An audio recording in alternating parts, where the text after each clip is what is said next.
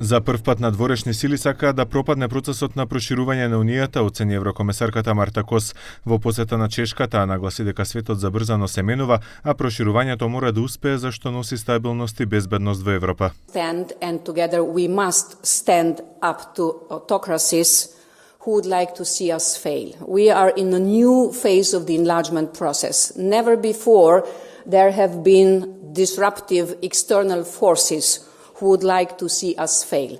Now, for the first time, there are huge disinformation campaigns. Првиот човек на Советот на Европската Унија Антонио Кошта во Софија со бугарскиот државен врв зборувал и за проширувањето, а од новинарите беше конкретно прашан дали Македонија ќе ги почне наскоро преговорите, усвојувајќи ги уставните измени посочени во францускиот предлог. Still, we will continue working with the different countries, namely with North Macedonia. Then we count with the effort of all the countries to overcome problems, to solve problems, to address in the right way the different questions, and to ensure effective enlargement in during this institutional cycle over the next 5 years.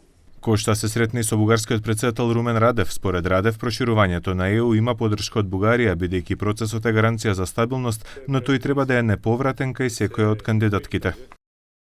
Не е во ред да допуштаме зад најавените амбиции за членство во Европската Унија да се прикриваат нарушување на демократските принципи и на човековите права.